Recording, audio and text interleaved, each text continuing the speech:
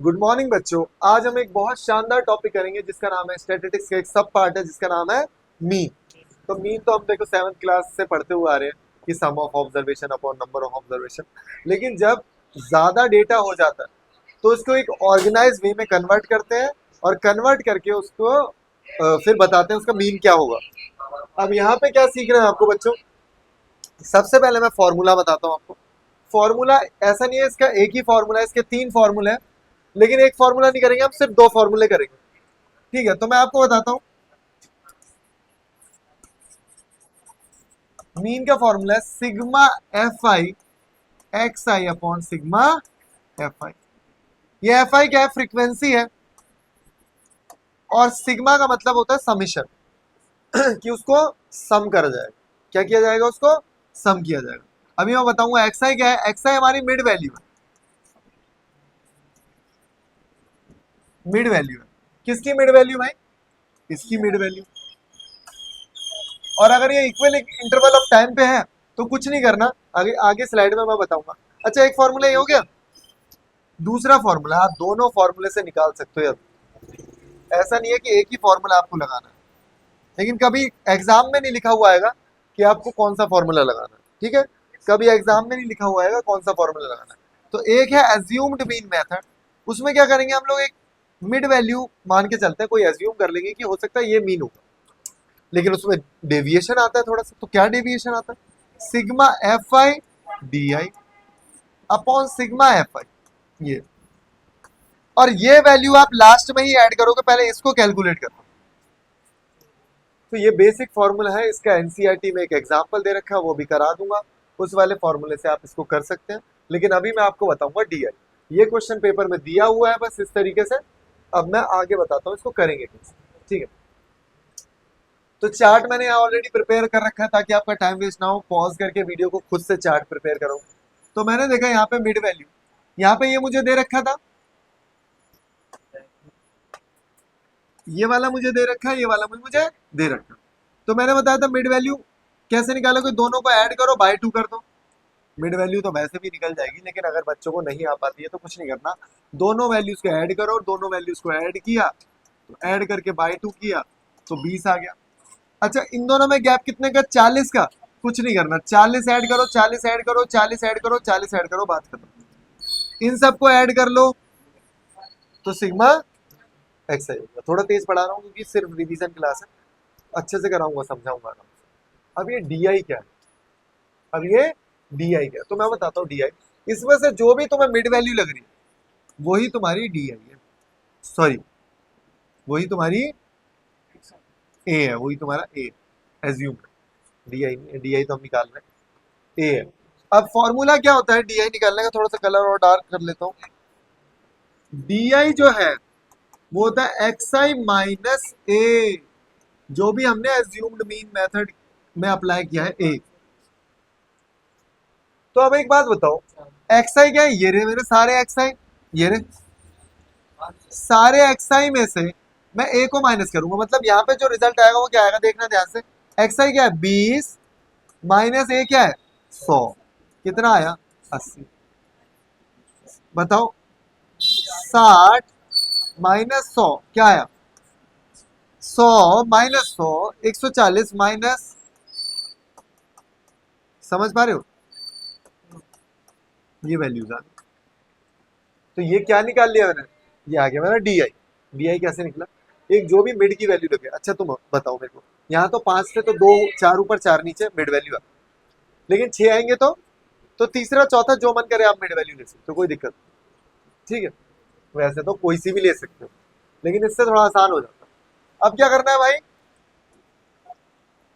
F I और D I, कई बच्चे इन दोनों को मल्टीप्लाई कर देते हैं, नहीं करना। क्या लिखा है? एफ आई और डी आई। एफ आई और डी आई। तो किसको मल्टीप्लाई करोगे? यह है मेरा एफ आई और यह है मेरा डी आई, दोनों के वैल्यू को उठाओगे। 20 को मल्टीप्लाई करूंगा मैं, सॉरी 12 को मल्टीप्लाई करूंगा 80 से, 40 को 20 को करूंगा, जीरो से किसी को भी करो यार। अच्छा ठीक है, अब इसे सॉल्व करो। तो पहले यार इन दोनों को प्लस कर लो आप। तो प्लस करोगे तो कितना आएगा? 1760 और इन दोनों को प्लस कर लो, इन दोनों को प्लस करके आएगा 3040। इसमें से इसको कर दो माइनस, तो ये आ गया आपका आंसर। अब हमने माइनस क्यों आएगा भाई? Sigma F I D I A, sigma F I, इसको हम ऐसे लिख देंगे, मीन को ऐसे लिख देंगे। एज यू ए क्या था मेरा 100 प्लस ये कितना है 1280।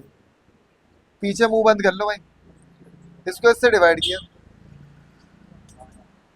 100, क्या कट रहा है 6 से, 4 से कट रहा है। 4 तिया 12, 4 दूनी 8, 32 आएगा ना।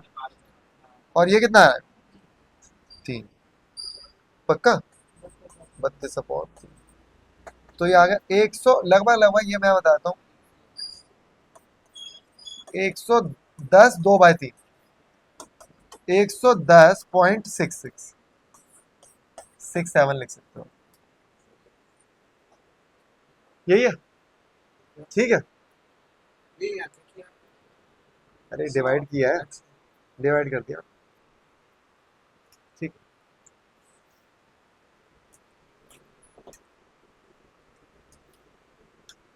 अब ये क्वेश्चन है, अरे मिसिंग फ्रीक्वेंसी, ये इसमें हमेशा बच्चा कंफ्यूज होता है ठीक है। तो एक बार क्रॉस चेक करना, कोई डेटा गलत ना उतरा हो बस। बच्चा हमेशा गलत करेगा इसे, क्योंकि कैलकुलेशन इतनी ज्यादा होती है बच्चा कर ही नहीं पाता है। मतलब कैलकुलेशन में मैं पूछ पूछ के बताना मुझे देख देख के ठीक है, क्योंकि अब मैं कैलकुलेशन नहीं करूंगा भाई, मुझे पता है ये रहा मेरा क्लासेस, क्लास इंटरवल, ये रही मेरी फ्रीक्वेंसी। अब अगर मैं चाहूँ तो मैं यहाँ पे भी चार्ट बना सकता हूँ, लेकिन मैंने पहले से ही बना के रखा है ताकि तुम्हारा टाइम वेस्ट ना हो। लेकिन तुम क्या करोगे, अच्छी चीज करोगे, इन दोनों का मीन निकालना, कितना आया 15, कितना आया, कुछ नहीं करना है, कितना गैप है 30 का, 30 जोड़ दो, 30 जोड़ दो,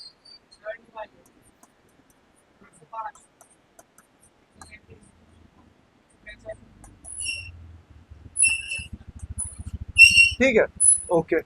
अब ये मेरा एक्स आई हो गया भाई, एक कॉलम और बनाऊंगा एक्स आई और एफ आई का। मैं हमेशा एक्स आई एफ आई से करूंगा, मैं डी से नहीं करूंगा कभी भी, क्योंकि डी से गलत होने के चांसेस ज्यादा होते हैं। तो क्यों रिस्क ले रहे हो, कुछ नहीं करना, दोनों को मल्टीप्लाई किया, यहाँ पे लिखा जो भी आ रहा है 180। तो ये सब हमने कर रखा है ऑलरेडी, तो हम आगे की स्लाइड में बढ़ते हैं भाई और दिमाग लगाते हैं। तो हमें पता है क्लास मार्क ये रहा, समझ गए, क्लास मार्क एक्स आई और एफ आई ये रहा, F I X I, F I X I, F I X I. कई बार बच्चे ना मीडियन वाले मोड में रहते हैं, तो पता है क्या करते हैं, ऐसे लिख देंगे 75 प्लस एक्स। अरे भाई मल्टीप्लाई कर रहे हो, मल्टीप्लाई, दोनों को मल्टीप्लाई करना, मल्टीप्लाई करके देखो ये वैल्यूज आई हैं। फिर कॉम्प्लिकेटेड है वैल्यूज तो बहुत सारी, कुछ नहीं करना, इसको अलग रहने दो, इसको अलग रहने दो, ये एक्स वाई वाले अलग रहने दो भाई, बाकी बचे हुए प्लस किए जाए। और यार इनको मल्टीप्लाई करना भी आसान काम तो नहीं है, टफ है क्वेश्चन। अब क्या करूंगा, क्योंकि मुझे मीडियन दे रखा है 91, क्योंकि मुझे मीडियन दे रखा है 91, कोशिश करेंगे इतने में सॉल्व हो जाए। आवाज कैसे आ रही है उधर से, ऐसे कोई खेल रहा हो जैसे।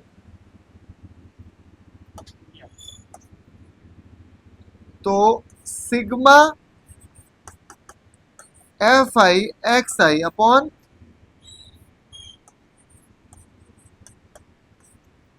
सिग्मा एफ, ये कितना है 91, ये कितना है 8400 प्लस 75x प्लस 130। मैं तो ऐसे ही देख के डर गया भाई, मैं तो ऐसे ही देख के डर गया इस क्वेश्चन को। अपॉन में कॉमन ले तो लिख सकते हैं, हाँ सही कह रहा है।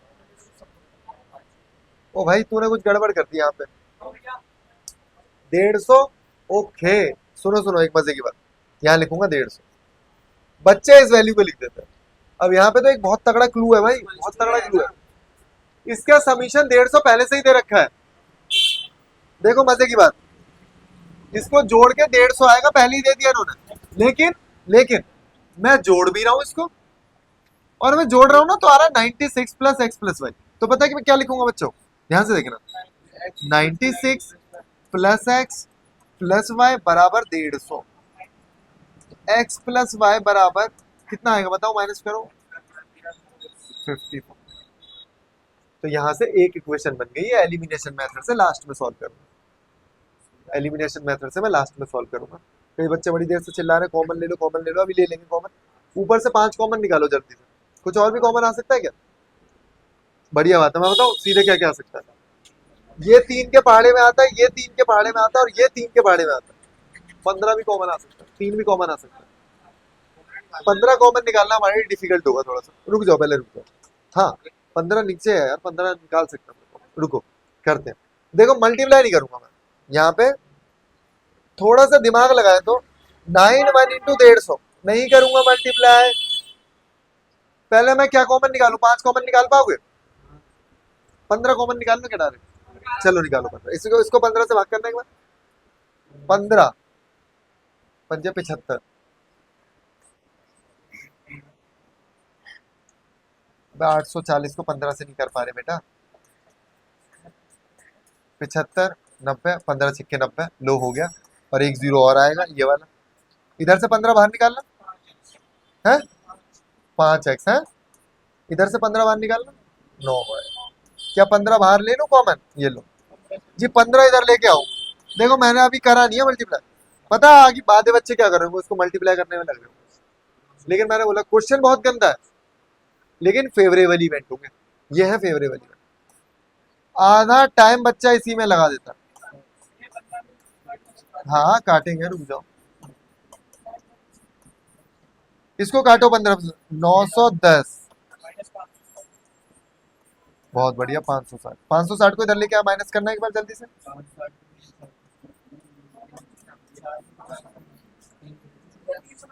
350 पक्का ना, ठीक है। तो यहाँ पे लिख दे रहा हूँ भाई, 5 कितना बोला तुमने, रुक जाओ, यहाँ बचा 5x plus 9y is equal to 350, इधर लेके आ गया 350 हो गया। अच्छा ये कितना है, इसको 5 से मल्टीप्लाई करना एक बार, 5x प्लस 5y, इसको 5 से मल्टीप्लाई करना, कट गए दोनों, माइनस कर 120 लिख दो, 80 80 है,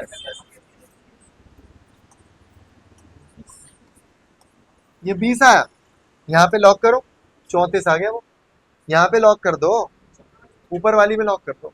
नो डाउट क्वेश्चन टफ है, लेकिन जब भी मिसिंग फ्रीक्वेंसी आएगा एफ आई एक्स ही निकालोगे, कोई फालतू के दिमाग लगाने की जरूरत नहीं है, और फेवरेबल इवेंट होंगे, ज्यादा टफ नहीं होगा क्वेश्चन, दो दो तीन तीन बार कर लेना इसको। ये एक और क्वेश्चन है, क्या है इसमें, क्या निकाल, छोड़ो वही है यार, हमें एक्स आई ऑलरेडी दे रखा है, एफ आई दे रखा है, एफ आई एक्स आई हो गया क्वेश्चन, ये दूसरा है। हाँ ये क्वेश्चन अच्छा है, इसका चार्ट भी उतार देता मैंने, आंसर भी उतार ही देता इसके, कुछ नहीं है, आप देख लो, दोनों को ऐड करा बाय 2, ये पूरी एक्स आई चल रही है, ये पूरी एफ आई चल रही है, F I X I F I X I F I X I, sigma F I निकाल लोगे, एनसीईआरटी का क्वेश्चन है, खुद करो। मतलब मेरा तो मानना था कि बस मैं ये करा दूं आपको कि जिसमें आप फंस रहे हो, जिसमें आप फंस रहे हो, ऐसे और भी क्वेश्चन तुम्हें मिल जाएंगे, एक सिंगल मिसिंग फ्रीक्वेंसी वाला है वो, और मैं करा रहा हूँ, 1 मिनट ठीक है।